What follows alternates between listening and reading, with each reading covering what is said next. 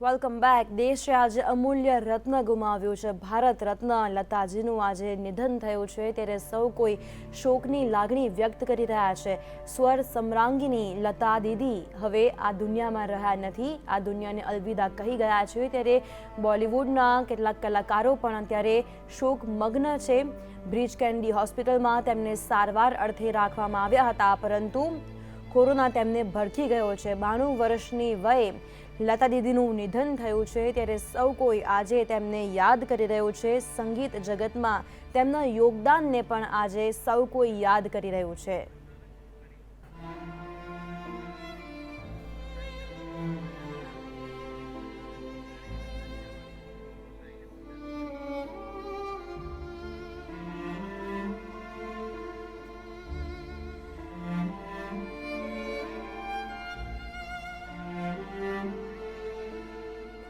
તો લતા દીદીનું નિધન થયું છે, ત્યારે સૌ કોઈ આજે શોકમગ્ન છે. ત્યારે ગુજરાતના કલાકાર વર્ષાબેન કુલકર્ણી સાથે સંદેશ ન્યૂઝની વાતચીત થઈ છે અને તેઓ પણ લતા દીદીને શ્રદ્ધાંજલિ આપી રહ્યા છે. આવું સાંભળીએ.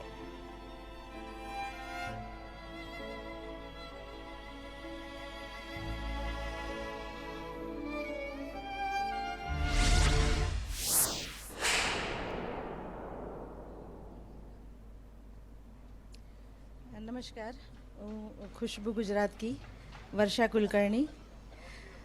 એકચ્યુઅલી અચાનક જે રીતે ન્યૂઝ મને મળ્યા, મારો લાઈવ શો અત્યારે ચાલુ છે અને સંદેશ ન્યૂઝના માધ્યમથી મને જાણવા મળ્યું. અચાનક મારો શો પણ ચાલુ થઈ ગયો હતો.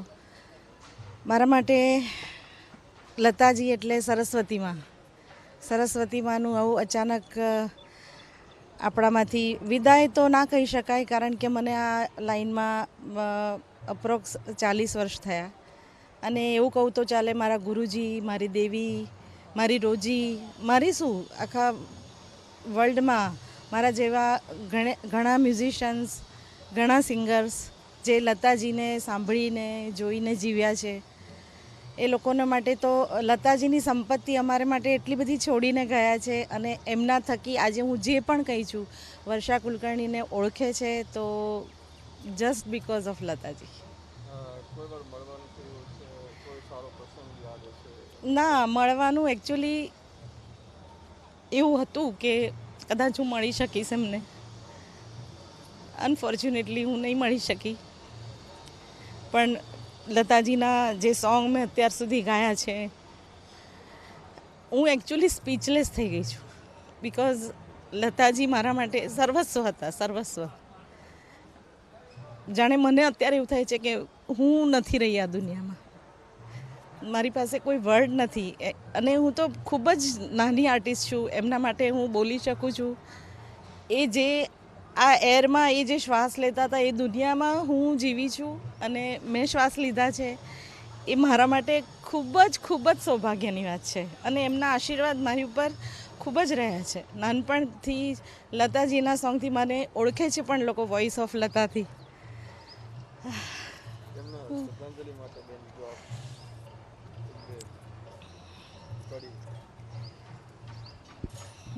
ગાવું તો ખેર અત્યારે પેલું કે ને ગુજરાતીમાં આપણે ડૂમો ભરાઈ ગયો છે. વક્ત કે સિતમ કમ હસી નહીં, આજ હૈ યહાં કલ કहीं નહીં, वक्त से परे अगर मिल गए कहीं, मेरी आवाज़ ही पहचान है, गर याद रहे ओ नाम गुम जाएगा. નથી ગવાતું મારાથી. Lataji welcome back. આપ જોઈ રહ્યા છો સંદેશ ન્યૂઝ. અને ભારત રત્ન લતા મંગેશકર હવે આપણા તમામની વચ્ચે, આપણા બધાની વચ્ચે નથી રહ્યા. 92 વર્ષની વયે બ્રીચ કેન્ડી હોસ્પિટલ જે મુંબઈ ખાતે આવેલી છે ત્યાં તેમણે અંતિમ શ્વાસ લીધા અને ઘેરા શોકની લાગણી અત્યારે સમગ્ર દેશની સાથે સમગ્ર વિશ્વના જે તેમના ફેન્સ છે, તેમના જે ચાહકો છે, તેમનામાં શોકની લાગણી જોવા મળી રહી છે. લતા મંગેશકરને તેમના એક કર્મચારી થકી કોરોના થયો હતો. છેલ્લા 28-29 દિવસથી તેઓ મુંબઈની બ્રીચ કેન્ડી હોસ્પિટલ ખાતે સારવાર હેઠળ હતા. 4 થી 5 દિવસ પહેલા તેમની જે તબિયત છે તે સુધારા પર આવી ગઈ હતી, પરંતુ ત્યારબાદ ફરી એકવાર તેમની જે તબિયત છે તે લથડી હતી અને તેના કારણે ફરી એકવાર તેમને વેન્ટિલેટર પર રાખવાની ફરજ પડી હતી. અને આજે વહેલી સવારે લતા મંગેશકર 92 વર્ષની વયે તેમનું નિધન થયું છે. ગાયકીના એક સુવર્ણ યુગનો અંત જાણે આવ્યો હોય તેવી લાગણી અત્યારે તેમના જે ચાહકો છે, ચાહકોની સાથે સાથે જે નામી નેતાઓ છે તે તમામ લોકોએ પણ આ સમગ્ર મામલાને લઈને, લતા મંગેશકરના નિધનને લઈને દુઃખ વ્યક્ત કર્યું છે. ટ્વીટ થકી, વિડીયો મેસેજ થકી ટ્વીટ કરવામાં આવ્યું છે અને ભારત રત્ન લતા મંગેશકરના નિધન પર ઘેરા શોકની લાગણી વ્યક્ત કરી છે. પ્રધાનમંત્રી નરેન્દ્ર મોદી હોય, રાષ્ટ્રપતિ રામનાથ કોવિંદ હોય, ગૃહમંત્રી અમિત શાહ હોય કે તમામ એ લોકો કે જેઓ લતા મંગેશકરની જે કારકિર્દી છે તેમને નિહાળી ચૂક્યા છે અને સાથે સાથે તેમની જે ગાયકી છે તેમનાથી અભિભૂત છે, એ તમામ તેમના ચાહકોએ પણ ઘેરા શોકની લાગણી વ્યક્ત કરી છે. એક એવા યુગનો અંત કે જેમના અવાજ વગર હવે એક પણ નવું ગીત નહીં આપણે સાંભળી શકીએ. એક એવો સમય હતો, જે 2 દાયકાનો સમય હતો કે જેમાં હિન્દી સિનેમામાં કોઈ પણ એવું ફિલ્મ નહીં હોય, કોઈ પણ એવું પિક્ચર નહીં હોય કે જેમાં લતા મંગેશકરે ગીત ન ગાયું હોય, લતા મંગેશકરે પોતાનો અવાજ ન આપ્યો હોય. રાહુલ ગાંધીએ પણ ટ્વીટ કરીને પોતાનું દુઃખ વ્યક્ત કર્યું. લતા મંગેશકરના નિધન પર અક્ષય કુમાર, બોલિવૂડ અભિનેતા, તેમણે પણ ટ્વીટ કરીને પોતાનું દુઃખ વ્યક્ત કર્યું છે. સ્વર સામ્રાજ્ઞી લતા મંગેશકરના નિધન પર ન માત્ર જે પોલિટિકલ લીડર્સ છે તે, પરંતુ બોલિવૂડ સ્ટાર્સ, ક્રિકેટર્સ, કોઈ પણ અન્ય રમત સાથે જોડાયેલા જે રમતવીર છે તેમણે પણ પોતાનું દુઃખ વ્યક્ત કર્યું છે. પીએમ મોદીએ પણ દુઃખ વ્યક્ત કર્યું છે. રાષ્ટ્રપતિ રામનાથ કોવિંદે પણ દુઃખ વ્યક્ત કરતા કહ્યું, લતાજીના અવસાન એ હૃદયદ્રાવક છે. તેઓ ગીતોમાં ભારતના સાર અને સૌંદર્યને રજૂ કરતા હતા. પેઢીઓએ તેમની આંતરિક લાગણીઓની અભિવ્યક્તિ મળી. ભારત રત્ન લતાજીની સિદ્ધિઓ અજોડ રહેશે. એક એવો દોર કે જેમાં લતાજીના અવાજ વગર એક પણ જે મૂવી છે, બોલિવૂડ મૂવી છે, તેમાં એ મૂવી બાકી નહોતી રહેતી. લતાજીના અવાજ સાથે કોઈ એક ગીત કે 2 ગીત દરેક મૂવીમાં જોવા મળતા હતા.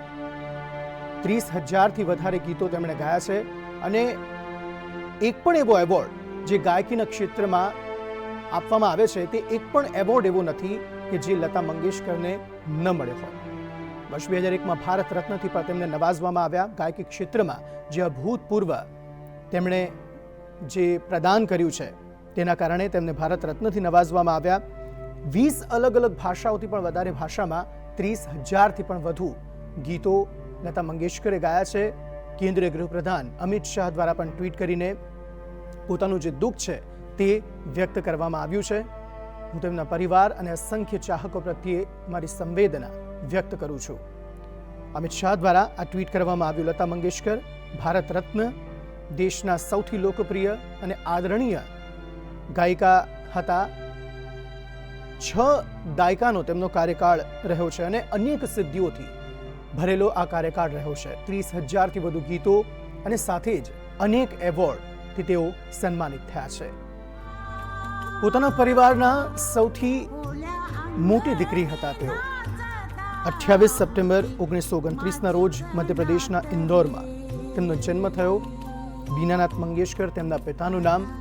અને નાની ઉંમરથી જ ગાયકી ક્ષેત્રમાં કંઈક કરી બતાવવાની તેમની ઘેલછા. 5 વર્ષની ઉંમરથી જ તેમણે ગીત ગાવાનું, ગુનગુનાવવાનું શરૂ કર્યું. સાથે જોડાયેલા હોય એ બધા જ એના પગલે ચાલનારા લોકો હોય છે કે એમને જ આદર્શ માનીને આગળ વધતા હોય છે.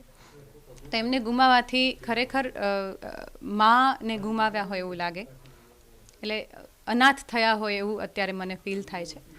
અને એમની સાથે નાતો કહું તો સૌ પ્રથમ ગુજરાતી ગીત એમણે ગાયું હોય તો મારા દાદા કવિશ્રી ભાસ્કર વોરાની રચના હૈયાને દરબાર એમણે ગાઈ છે, જે અમારા કુટુંબ માટે બહુ જ ગૌરવની લાગણી અમે સૌ અનુભવીએ છીએ.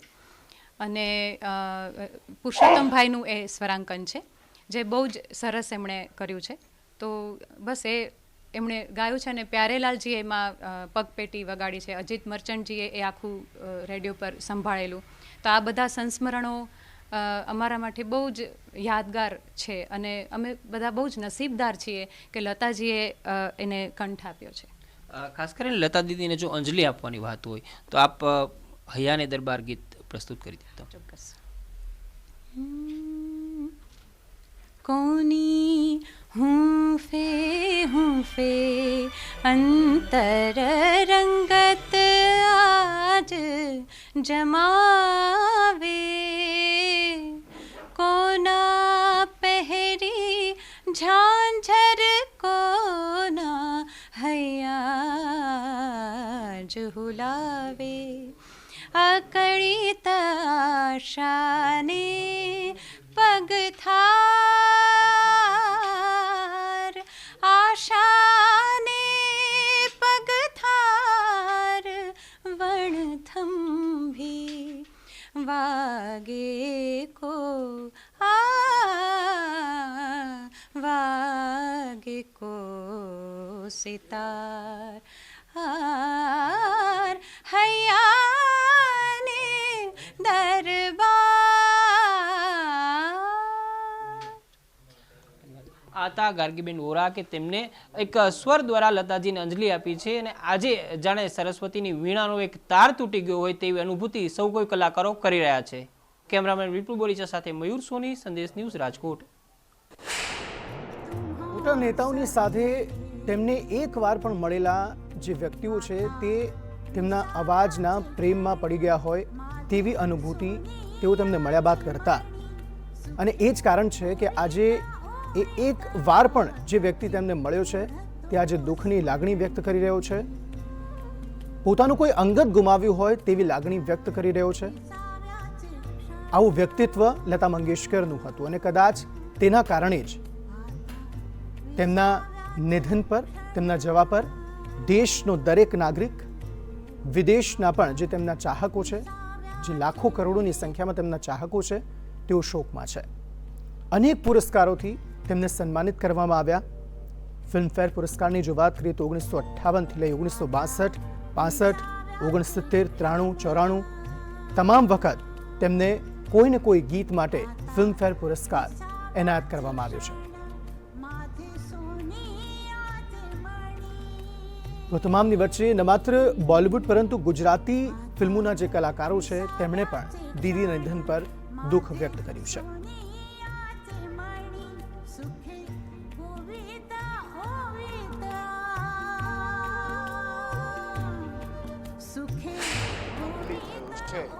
ભારતના લોકપ્રિય ગાયિકા ભારત રત્ન લતા મંગેશકરનું આજે નિધન થયું અને તેને લઈને સમગ્ર દેશ શોકમગ્ન છે.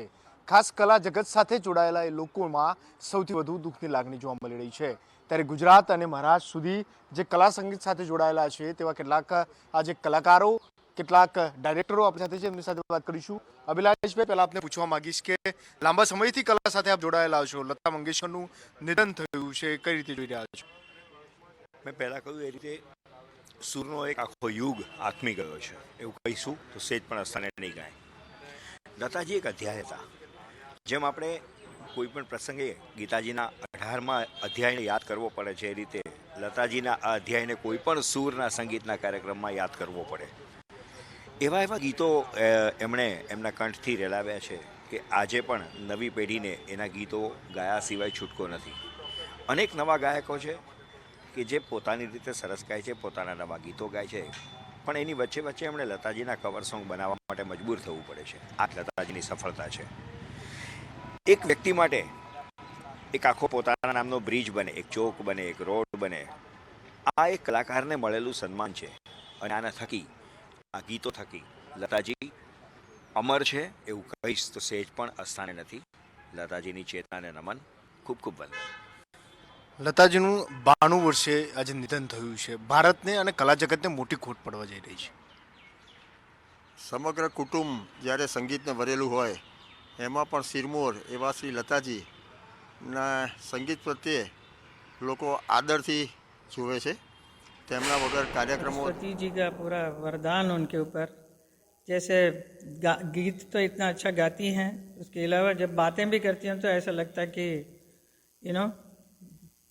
इतनी मधुर आवाज़, इतने ऐसे एक कलाकार इतने अच्छे अच्छे गाने गाए हैं पूरे उनके करियर में. मेरा सौभाग्य है कि ऐसे एक व्यक्ति ने मेरे लिए, मैंने भी 200 पिक्चर से ज़्यादा काम किया है इस फिल्म इंडस्ट्री में. उसमें जितने भी हिट पिक्चर्स थे, जो हिट ना होने पर भी उन्होंने कितना गाना मेरे गाया है. तो ये मेरा सौभाग्य है कि ऐसे एक कलाकार के संगीत गीत जो उन्होंने गाया उसके ऊपर मेरा परफॉर्म करने का अवसर मिला. जैसे आप देख सकते हैं खुशबू, किनारा, लेकिन इस किस्म के बहुत सारे, गुलजार जी के, फिर मनमोहन देसाई के नसीब, मेरे नसीब में तू है कि नहीं, ऐसा एक गाना. देन शोले का जब तक है जान. See all are my very big hit songs. इसके अलावा नाम गुम जाएगा, आपको और भी किसी भी किस्म का, अगर ये सैड सॉन्ग है, और आप जॉनी मेरा नाम में भी देख सकते हैं कितना अच्छा 3-4 गाने सब मेरे ऊपर था, और गाना लता जी का गाया हुआ. And all the songs were big hits from that time till recently जो भी पिक्चर मैंने किया है. क्या आप मानते हैं कि अब ऐसी आवाज़ आप भविष्य में सुन पाएंगे? बिल्कुल नहीं. आई मीन सब लोग कोशिश ज़रूर करते हैं, बच्चे लोग भी बहुत अच्छा गाते हैं, बहुत सारे बच्चे लोग, लेकिन उनके जैसा गाना बहुत मुश्किल है. It was something very special. It's very difficult to get somebody like that. तो मानते हैं कि संगीत के एक अध्याय का सदी का अंत हुआ है? हाँ जी. आप मानते हैं कि संगीत के जो एक अध्याय था, एक सदी का अंत हुआ है, उन्होंने इतना लंबा समय दिया? हाँ जी, इतने साल के बाद वो हमारे साथ रहे, बीच में रहे, बट अभी सबको जाना तो है, बट उनका जाना बहुत ही दुखदायक है.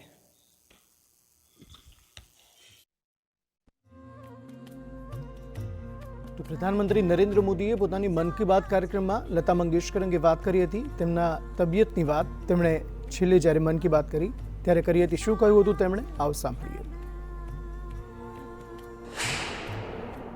विदेश यात्रा पर निकलने से पहले मुझे दीदी से फोन पर बात करने का सौभाग्य मिला था. ये बातचीत वैसी ही थी जैसे बहुत दुलार में छोटा भाई अपनी बड़ी बहन से बात करता है. मैं इस तरह के व्यक्तिगत संवाद के बारे में कभी बताता नहीं, लेकिन आज चाहता हूं कि आप भी लता दीदी की बातें सुने, उस बातचीत को सुनिए कि कैसे आयु के इस पड़ाव में भी लता दीदी देश से जुड़ी तमाम बातों के लिए उत्सुक है, तत्पर है, और जीवन का संतोष भी भारत की प्रगति में है, बदलते हुए भारत में है, नई ऊंचाइयों को छू रहे भारत में है. लता दीदी प्रणाम. मैं नरेंद्र मोदी बोल रहा हूँ. प्रणाम. मैंने फोन इसलिए किया क्योंकि इस बार आपके जन्मदिन पर मैं हवाई जहाज में ट्रैवलिंग कर रहा हूँ. अच्छा. तो मैंने सोचा जाने से पहले ही आपको जन्मदिन की बहुत बहुत शुभकामनाएं, अग्रिम बधाई दे दूं. आपका स्वास्थ्य अच्छा रहे, आपका आशीर्वाद हम सभी पर बना रहे, बस यही प्रार्थना. और आपको प्रणाम करने के लिए मैंने अमेरिका जाने से पहले ही आपको फोन कर दिया. आपका फोन आएगा ये सुन के ही मैं बहुत ये हो गई थी. आप जाके कब वापस आएंगे? मेरा आना होगा 28 लेट नाइट और 29 मॉर्निंग, और तब अच्छा. आपका जन्मदिन हो गया होगा. अच्छा. जन्मदिन तो क्या मनाएंगे, और बस घर में ही सब लोग. दीदी देखिए, मुझे तो आपका मतलब आशीर्वाद मिले तो अरे बहुत आपके आशीर्वाद हम मांगते हैं. आप तो हमसे बड़े हैं. उम्र से बड़ा तो बहुत कुछ लोग होते हैं, पर अपने काम से जो बड़ा होता है उसका आशीर्वाद मिलना बहुत बड़ी चीज होती है. दीदी आप उम्र में भी बड़ी हैं और काम में भी बड़ी है। और आपने तो ये जो सिद्धि पाई है ये साधना और तपस्या करके पाई है। जी, मैं तो सोचती हूँ कि ये मेरे माता पिता का आशीर्वाद है और सुनने वालों का आशीर्वाद है। मैं कुछ नहीं हूँ। यही आपकी नम्रता जो है ये हम नई पीढ़ी के सबके लिए एक बहुत बड़ी शिक्षा है, बहुत बड़ा हमारे लिए इंस्पिरेशन है कि आपने जीवन में इतना सब कुछ क्लियर करने के बाद भी आपके माता पिता के संस्कार और उस नम्रता को हमेशा ही प्राथमिकता दी है। और मुझे तो खुशी है कि जब आप गर्व से कहती हो कि आपकी माँ गुजराती थी और मैं जब भी आपके पास आया आपने मुझे हमेशा कुछ न कुछ गुजराती खिलाया। आप क्या है आपको खुद पता नहीं है। मैं जानती हूँ कि आपके आने से भारत का चित्र बदल रहा है और वही मुझे बहुत खुशी होती है, बहुत अच्छा लगता है। बस दीदी आपके आशीर्वाद बने रहे, पूरे देश पर आपके आशीर्वाद बने रहे और हम जैसे लोग कुछ न कुछ अच्छा करते रहें। मुझे आपने हमेशा प्रेरणा दी है, आपकी चिट्ठी भी मुझे मिलती रहती है और आपकी कुछ न कुछ भेंट सौगात भी मुझे मिलती रहती है। तो एक अपनापन जो एक पारिवारिक नाता है उसका एक विशेष आनंद मुझे होता है। नहीं, मैं आपको बहुत तकलीफ नहीं देना चाहती हूँ क्योंकि मैं देख रही हूँ, जानती हूँ कि आप कितने बिजी होते हैं और आपको कितना काम होता है, क्या क्या सोचना पड़ता है।